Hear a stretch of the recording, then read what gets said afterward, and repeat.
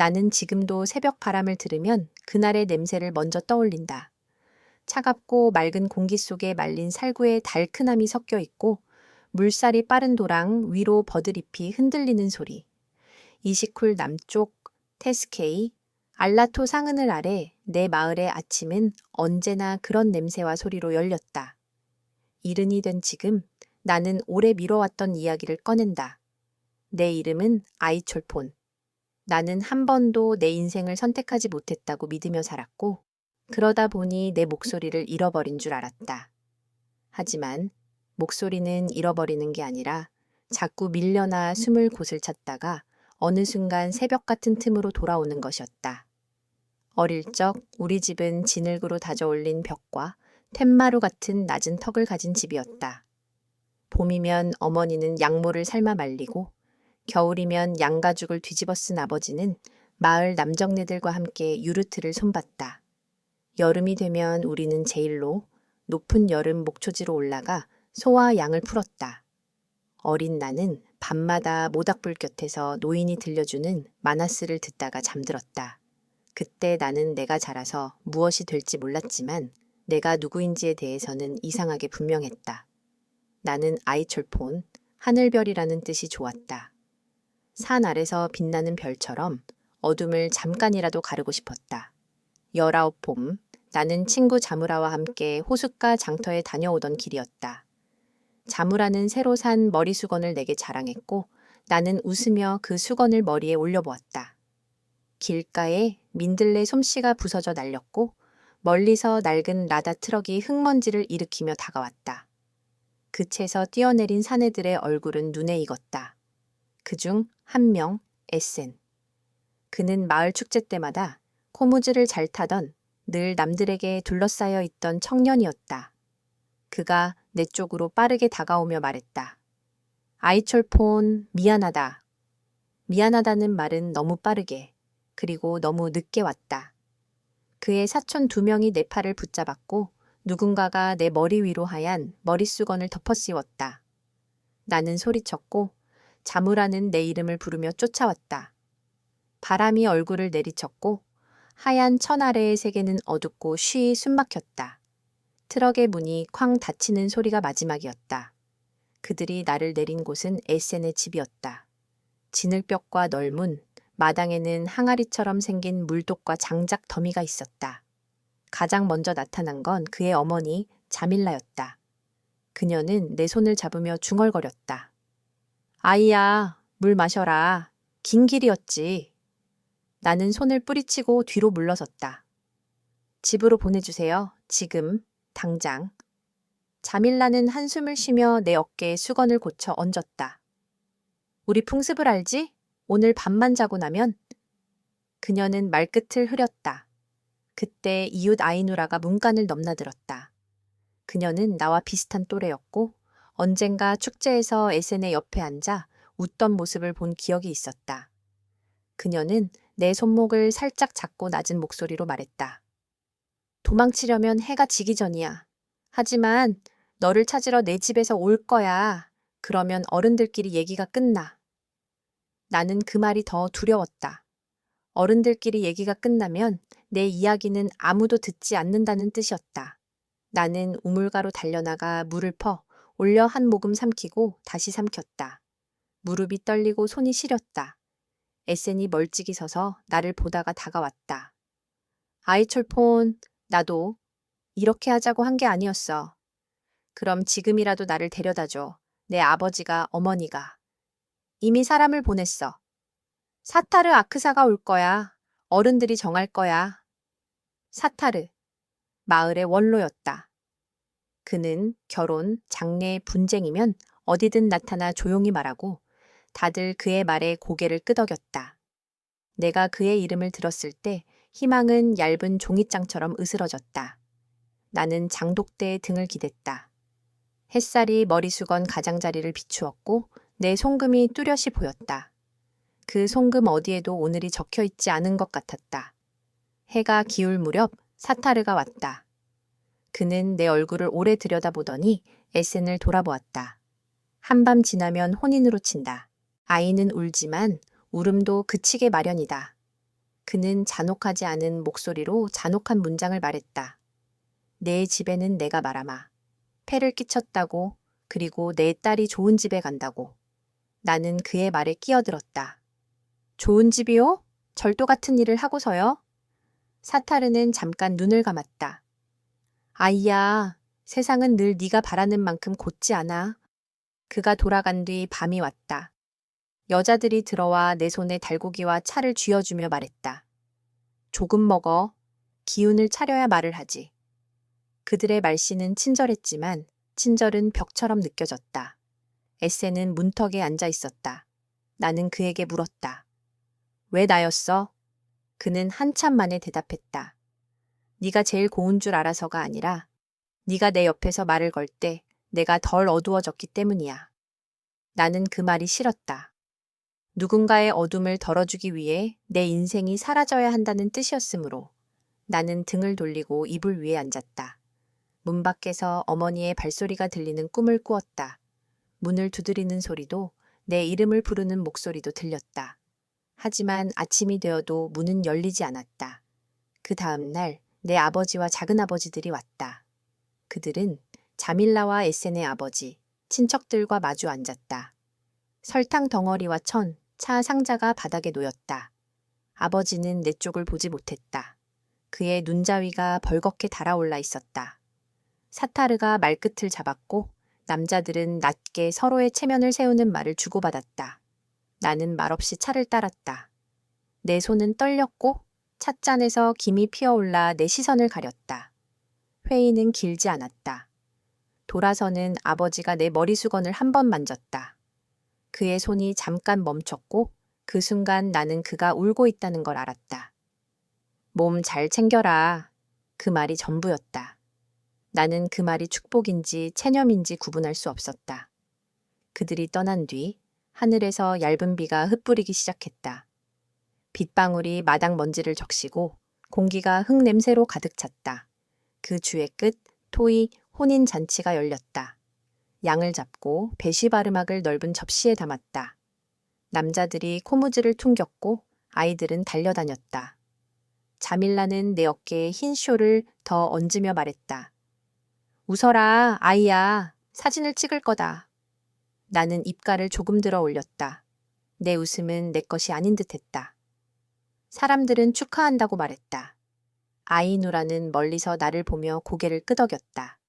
그녀의 눈에는 여러 감정이 섞여 있었다. 축복, 질투, 안도, 그리고 겨우 감추어진 눈물. 밤이 깊어지고 사람들의 발소리가 사라진 뒤 집은 너무 넓고 너무 비어 보였다. 에센이 방 앞에 서서 말했다. 도망치고 싶다면 오늘도 문은 있다. 하지만 네가 떠나면 네 아버지는 내일 마을에서 고개를 들지 못해. 그건 네가 한 일이야. 그래, 내가 한 일이지. 그는 고개를 끄덕였다. 그래도 나는 내게 손을 들지 않을 거야. 약속한다. 약속이라는 말은 종이처럼 가벼웠지만 그 종이가 내 밤에 작은 바람막이가 되는 걸 나는 느꼈다. 나는 등을 벽에 붙이고 한참을 앉아 있었다. 바깥에서 소가 여물을 씹는 소리가 들리고 멀리서 개가 두어 번 짖었다. 사람들은 내일을 바라보며 잤겠지만 나는 어제와 오늘의 사이에서 길을 잃은 채 있었다. 며칠이 지나자 몸이 이를 기억해냈다. 새벽에는 우물에서 물을 길어오고 장작을 패고 젖은 빨래를 차일 위에 널었다. 자밀라는 손이 빠르고 말이 적었다. 내가 바늘에 실을 꿰을 때 그녀는 조용히 손을 내밀어 대신 꿰주었다. 내 어머니도 이렇게 했겠지. 그녀가 그렇게 말하면 나는 목이 메었다. 에세는 들판으로, 나는 안으로. 저녁이면 우리가 같은 마당에서 마주 앉아 다른 곳을 바라보았다.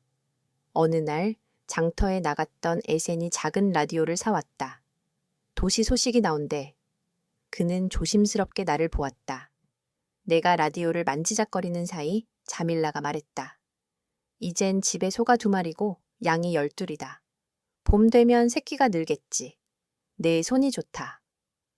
칭찬인지 계산인지 알 수 없는 말이었지만 내 손은 그 말의 순간 따뜻해졌다. 나는 그 따뜻함이 내 것이 아니라는 걸 알면서도 그 따뜻함을 놓치고 싶지 않았다. 그날 밤 나는 이상한 평온 속에서 잠이 들었다. 꿈에서 나는 제일로의 풀밭 위를 걸었다. 풀잎 끝에 맺힌 물방울이 발목을 적셨고 멀리서 매가 원을 그리며 떠 있었다. 바람이 내 이름을 불렀다. 아이촐폰.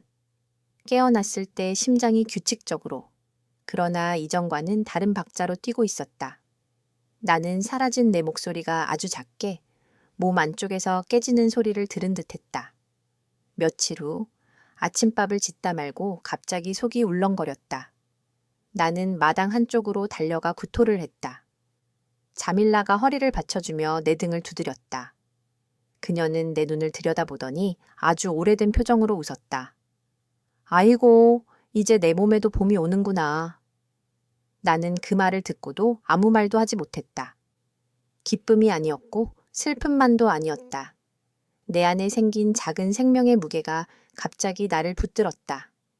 도망칠 문이 아직 열린 것처럼 보였지만 동시에 그 문턱은 더 높아져 있었다. 그날 밤 에세는 뜨거운 차를 내밀며 서툴게 말했다. 고맙다. 아니, 미안하다. 그는 말을 고르다가 포기한 사람처럼 한숨을 쉬었다. 나는 네가 강하다고 생각했다. 하지만 강하다는 건 네가 혼자 버텨도 된다는 뜻이 아니었지. 나는 차를 들고 그를 보았다. 그의 얼굴에는 소년 같은 후회와 남자 같은 체념이 함께 얹혀 있었다. 나는 천천히 말했다. 우리는 서로의 어둠을 덜어주려고 하지 말고 각자의 어둠에 등불 하나씩 켜자. 내가 켜는 불이 내 것이 될 때까지 기다려. 그 말은 나 자신의 귀에도 낯설었다. 하지만 그것이 내가 이곳에서 숨쉬기 위해 필요한 문장이었다. 그날 이후 나는 매일 작은 불을 하나씩 켠다고 마음속으로 되뇌었다. 우물가에서, 빨래줄 아래서, 저녁 연기 속에서, 그리고 밤마다 배 위에 손을 얹고 아직 목소리가 없는 존재에게 말했다. 너는 선택받아 오지 않았지만 너는 내 삶을 선택할 수 있기를. 내가 너에게 길을 터줄게. 새벽 바람은 여전히 차갑다. 그러나 그 바람 속에 어느새 내 목소리가 섞여 흘러간다는 것을 나는 안다. 내 이야기는 여기서 시작되었고 아직 끝나지 않았다. 이제야 나는 겨우 내 이름을 스스로 부를 수 있게 되었으니까. 첫 아이를 품은 채로 보낸 여름은 길고도 짧았다. 제일로로 올라간 날 산비탈의 에델바이스가 바람에 누울 때마다 내 뱃속의 작은 생명도 함께 흔들리는 듯했다. 밤이면 유르트 천장 원형 틈으로 별들이 밀려들었고 소젖을 드는 냄새와 말린 치즈의 짠 향이 공기를 채웠다. 자밀라는 모든 동작이 익숙했다. 칼을 들고 고기를 썰어 큰 솥에 넣을 때 그녀의 손목은 젊은 여자의 손목처럼 가벼웠다. 나는 쪼그리고 앉아 양털을 빗다가 불쑥 올라오는 구역질을 참지 못하고 밖으로 뛰쳐나가기도 했다. 그럴 때마다 자밀라는 내 등을 두드리며 봐라, 아이가 건강하게 자란다는 뜻이다 라고 말했다. 그녀의 말은 때로 내게 약이었고 때로는 돌이었다. 가을 문턱에 아기는 왔다. 비가 낮게 흩날리던 새벽 나는 숨을 뜯어먹듯 쉬며 유르트의 기둥을 꽉 잡았다. 배를 찢는 듯한 통증이 파도처럼 밀려올 때마다 나는 내 이름을 스스로 불렀다. 아이촐폰, 버텨라. 자밀라와 이웃 여자들이 숨을 맞추라고 했고 바깥에서 에센의 발소리가 문턱을 오르락 내리락 했다. 긴 시간 끝에 아기의 울음이 터졌다. 생각보다 가늘고 생각보다 단단한 울음이었다. 우리는 그 아이에게 틸렉이라 이름 붙였다. 소망이라는 뜻. 누군가 나에게 이 이름은 누구의 소망이냐? 물었다면 나는 대답하지 못했을 것이다. 어쩌면 내 소망이었고 어쩌면 내가 소망이 되기를 강요받았던 누군가의 소망이기도 했으니까. 틸렉이 자라나는 동안 시간의 결이 눈에 보였다. 그의 첫 이가 돋을 때 나는 밤새 우유를 데웠고 겨울마다 그의 볼은 사과처럼 발그레졌다. 에세는 말수가 더 줄었지만 놀랄 만큼 조심스러운 손길로 아이를 안았다. 목을 이렇게 받쳐야 해. 내가 말하면 그는 그대로 따라했다. 어떤 밤에는 유르트 밖에서 코무즈 소리가 아주 작게 들려왔다. 에센이 불빛을 등에 지고 서서 아이가 잠들 때까지 한 선율만 반복해서 탔다. 그때 나는 처음으로 그와 내가 같은 집안에서 서로 다른 나라의 말을 배우는 사람들 같다고 느꼈다. 알아듣지는 못하지만 포기하지 않고 문법을 익히는. 겨울이 지나고 노오르즈가 왔다. 마을 사람들은 새해를 맞는 음식을 나눴고 우리는 햇밀가루로 빵 반죽을 했으며 큰 솥에서는 배시바르막이 끓었다. 노인들이 축복을 건넬 때 사타르도 내게 다가와 말했다. 아이를 보니 내 눈이 달라졌다. 나는 고개만 끄덕였다. 그는 더 말하지 않았다. 그 침묵이 오히려 마음을 더 복잡하게 했다. 내가 달라졌다면 달라졌다는 사실은 누구의 공인가? 아이의 덕인가? 시간의 덕인가? 아니면 결국 수능의 덕인가? 봄이 깊어갈 즈음 아이누라가 우리 집 문턱에 서 있었다. 그녀는 장터에서 산 붉은 목도리를 틸렉 목에 느슨하게 둘러주며 웃었다. 이렇게 해주면 사진처럼 예뻐 보여. 나는 고맙다고 했지만 그녀의 손끝이 아이의 뺨에 닿는 순간 어깨가 굳었다. 아이누라는 그런 내 표정을 읽은 듯 수줍은 웃음을 지었다. 걱정 마. 나는 곧 도시로 가게 될 거야. 사촌네 가게에서 일하자고 했거든. 그 말은 내 귓속에서 바람처럼 흘렀다. 도시. 그 단어는 낡은 라디오에서 흘러나오는 낯선 노래처럼 가깝고도 멀었다.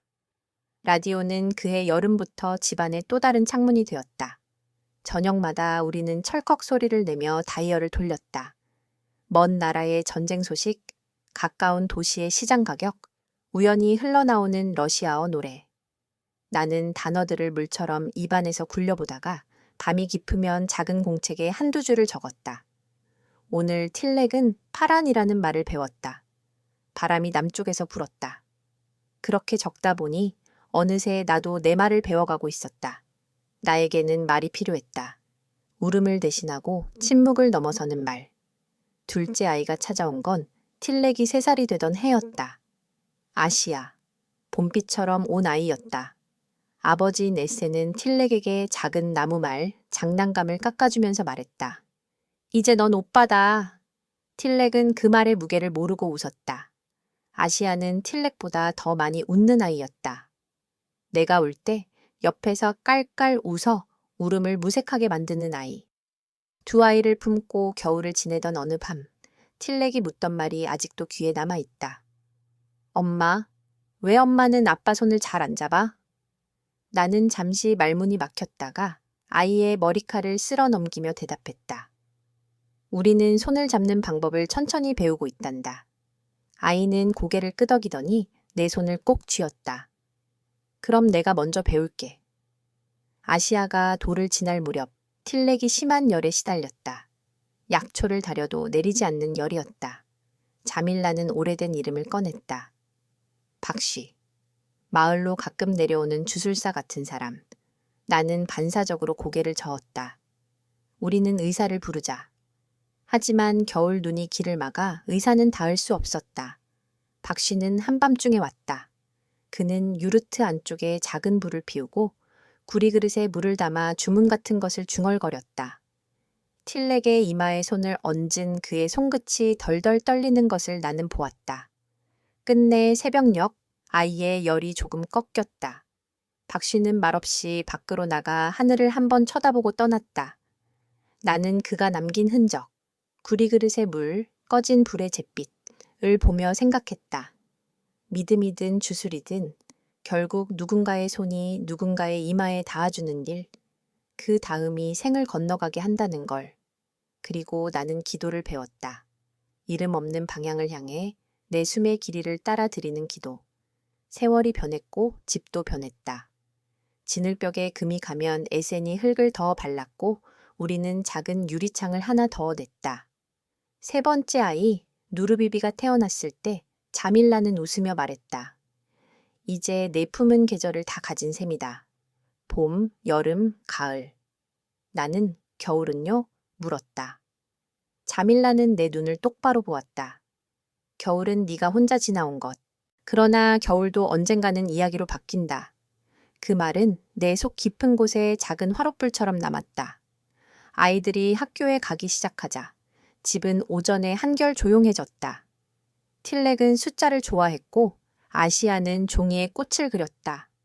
누르비비는 장난감 대신 주방에 나무 주걱을 들고 춤을 췄다.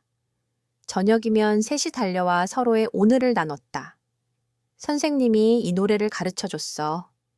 초콜릿을 누가 떨궜는데 나한테 와서 멈췄어. 오늘 바람은 남쪽에서 왔어. 나는 그 말들을 모아 다시 공책에 옮겼다. 아이들의 말로 내 하루를 기록했다. 어느 날 아시아가 조심스럽게 물었다. 엄마, 사람들은 왜 어떤 결혼은 축하하고 어떤 결혼은 숨기라고 해? 나는 아이를 마주보며 길게 숨을 쉬었다. 그리고 아주 천천히 대답했다. 사람들은 아직 모르는 게 많아서 그래. 네가 잘하면 더 많이 묻고 덜 숨기자. 장터로의 첫 홀로 나들이는 우연에서 시작되었다. 이웃이 부탁한 양말을 전해주러 갔다가 나는 내 손으로 짠 털양말 2켤레를 슬그머니 상위에 올려놓았다. 얼마요? 누군가 물었을 때 나는 숫자를 더듬었다. 한 켤레에 20. 사는 사람은 깎았고 나는 처음으로 내 손끝의 시간이 돈으로 바뀌는 순간을 보았다. 돌아오는 길에 나는 철물점에서 파란 표지의 공책을 더 샀다. 표지 안쪽에 나는 씁쓸하게도 내 이름 대신 틸렉의 이름을 적었다. 이유는 묻지 않았다. 다만 그때는 그게 더 안전하다고 느꼈다. 아이누라는 어느 해 겨울 도시에서 돌아왔다. 다소 화려해진 옷차림과 익숙지 않은 향수를 달고 그녀는 틸렉에게 책 한 권을 선물했고 나에게는 작은 거울을 건넸다. 도시는 네가 생각하는 것처럼 쉬운 곳이 아니야. 그녀가 말했다. 하지만 거기서는 누가 누구를 어떻게 데려갔는지 아무도 묻지 않아. 그 말이 엉뚱하게도 내 심장을 쳤다. 아무도 묻지 않는 곳. 그것이 자유인지 무관심인지 나는 몰랐다. 하지만 언젠가 아이들이 도시에 가겠구나 하는 예감이 서늘하게 스쳤다. 그 즈음 에센과 나는 새로운 규칙을 만들었다. 밤마다 아이들이 잠들면 우리 각자는 하루에 한 문장을 말한다. 핑계나 변명은 금지, 명령도 금지. 오직 진실 하나. 처음 밤 에센이 말했다. 오늘 네가 장터에서 돌아올 때 안도의 숨을 쉬었다. 나는 내 차례가 되었을 때 오늘 네가 코무즈 줄을 갈아매는 손을 보며 네가 사라질까봐 두려웠다. 라고 했다. 이상하게도 우리는 그 한 문장 덕분에 덜 싸우고 덜 침묵했다. 작은 문장이 우리 사이 어둠의 허리를 느슨하게 했다. 세 아이가 모두 학교에 다니게 된 해봄, 마을에 작은 도서실이 생겼다. 교사가 도시에서 가져온 헌책들을 선반에 꽂았다. 나는 아이들을 데려다 주면서 책등을 쓰다듬었다. 나무 냄새와 낡은 종이 냄새가 뒤섞인 그 방에서 나는 처음으로 내 안의 겨울이 정말 이야기로 바뀔 수 있겠다고 느꼈다. 이야기는 바람처럼 문을 두드리지 않는다. 오히려 불빛 같은 것이다. 멀리서도 보일 만큼 작고 확실한. 그날 밤 틸렉이 내 무릎에 머리를 올리고 물었다. 엄마, 나는 누구의 아들이야? 나는 그 질문을 오래 기다려왔다는 걸 그때서야 알았다. 너는 너 자신의 아들이고 우리 모두의 소망이야. 틸렉은 눈을 감고 고개를 끄덕였다. 그럼 나는 내가 되고 싶어. 그의 말은 라디오에 잡음 없이 맑게 울렸다. 나는 속으로 대답했다. 그래, 네가 되는 동안 나는 내가 되어볼게. 그리고 언젠가 우리가 서로의 이름을 부를 때 그 이름이 바람을 흔드는 별처럼 또렷하길. 그의 여름, 제일로의 풀은 더 높이 자랐다. 아이들이 족제비를 쫓아 웃으며 달릴 때 에세는 멀리서 손을 흔들었다. 나는 작은 공책을 펼쳐 새 문장을 적었다. 오늘 우리는 서로의 어둠을 데워 먹었다. 불빛이 지고 별이 뜨고 밤이 깊어지면 내가 견뎌온 겨울도 언젠가 누군가에게 따뜻한 저녁 이야기가 되리라. 그리고 그 이야기가 다른 소녀의 발목을 붙들려는 어둠 앞에서 아주 작은 등불이 되기를. 세월은 느리게 흐르다가도 한순간 휙 하고 우리를 앞질러 갔다. 틸렉이 중학교를 졸업하던 해 그는 산 그림자가 길게 들이운 저녁마다 집 지붕에 올라가 하늘을 오래 바라보았다. 엄마, 나는 카라콜에 가서 공부하고 싶어. 그는 조심스럽게 말했고 나는 그의 어깨를 만지며 물었다.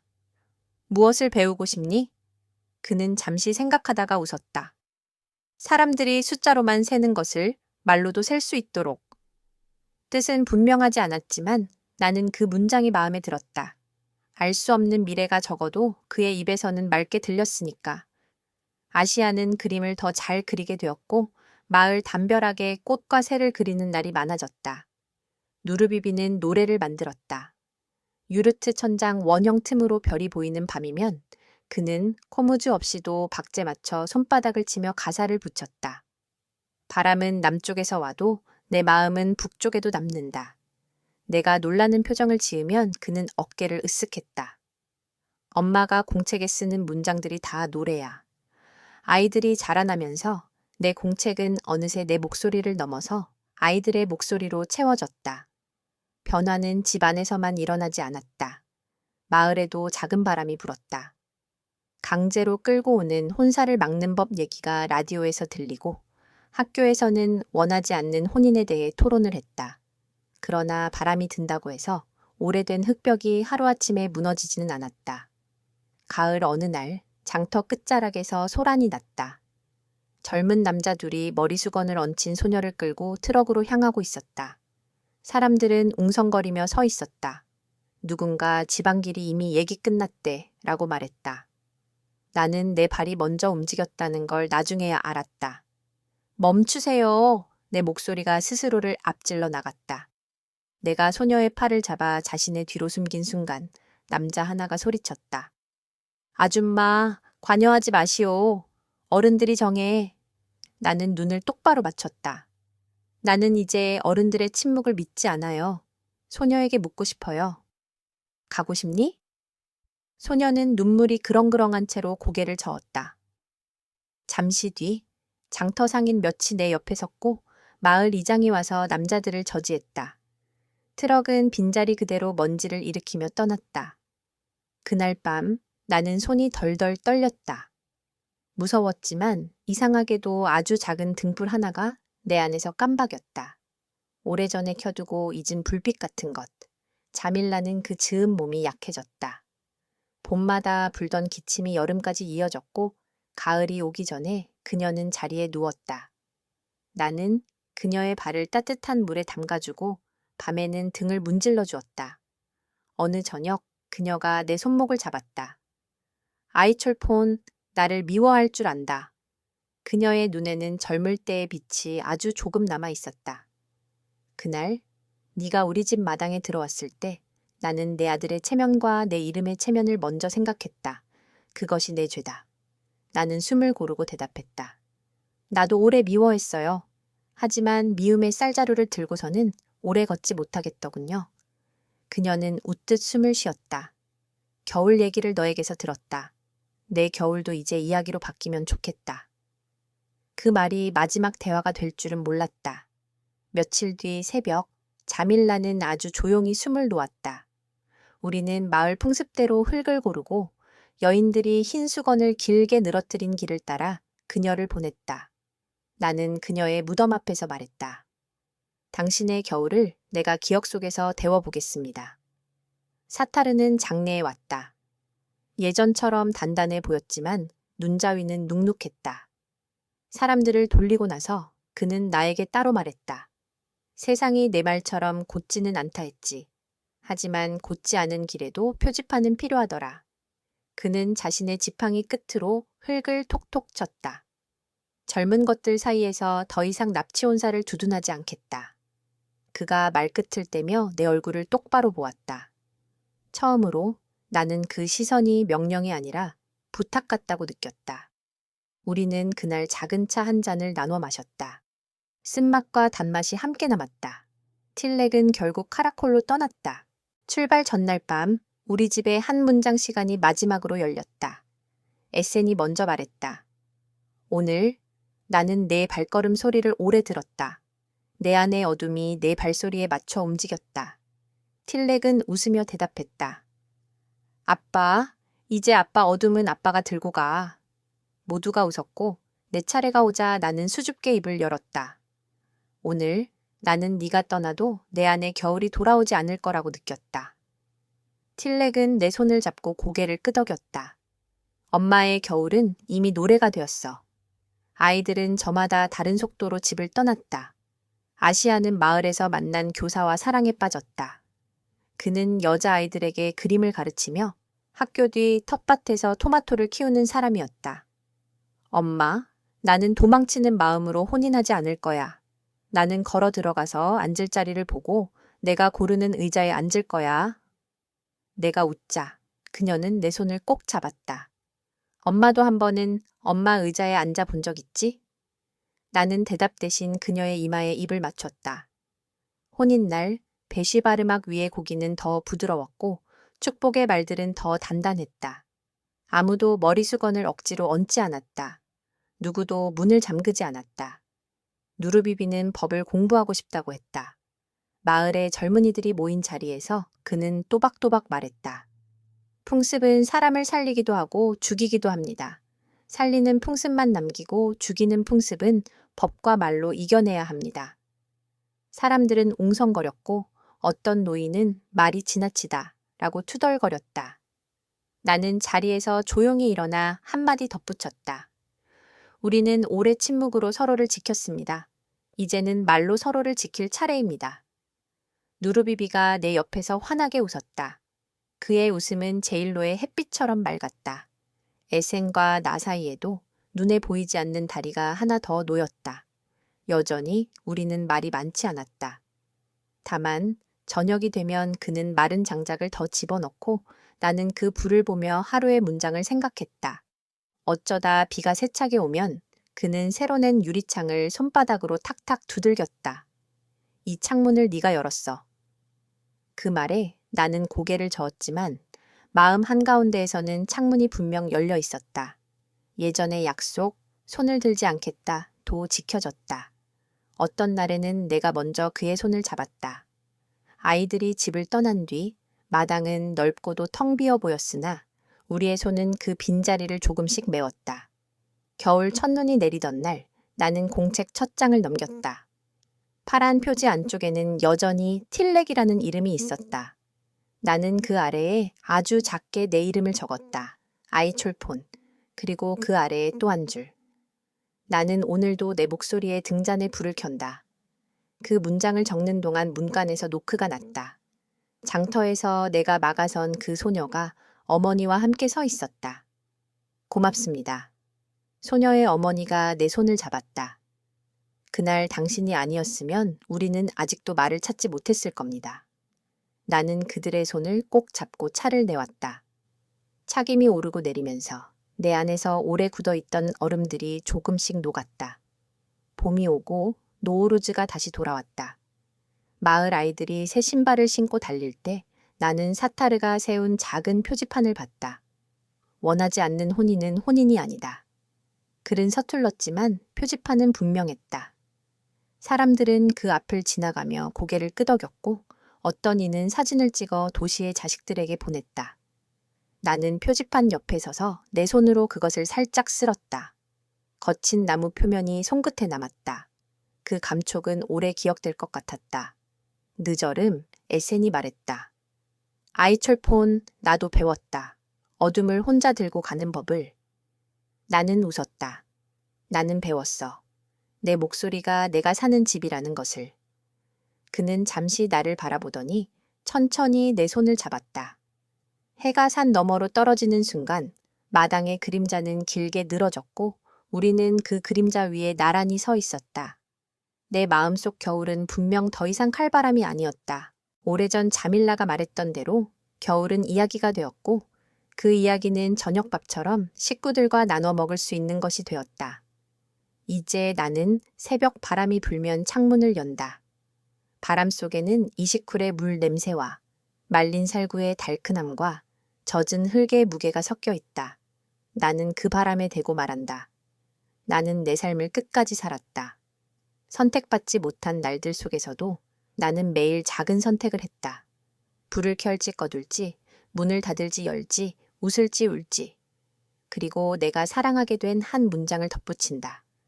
우리는 서로의 어둠을 덜어주기보다 서로의 어둠 곁에 앉을 줄 알게 되었다. 그 문장을 마치 기도처럼 내뱉고 나면 멀리 제일로의 프리피 흔들리는 소리가 들리는 것만 같다. 내 이야기는 여기서 끝나지 않을 것이다. 누군가의 장터에서 또 다른 소녀가 울음을 삼키고 있을지 모른다. 그때 내 목소리와 내 문장이 바람을 타고 그 소녀 옆에 앉아주길 바란다. 그리고 언젠가 우리 아이들이, 그 아이들의 아이들이 표지판이 필요 없는 길을 걸어가길. 그 길 위에서 저마다 자기 이름을 부르고 그 이름이 별처럼 또렷하게 울리길. 나는 오늘도 공책을 덮으며 내 이름을 조용히 불러본다. 아이철폰, 하늘별. 오랜 겨울을 지나온 그러나 끝내 등불을 꺼뜨리지 않은 사람.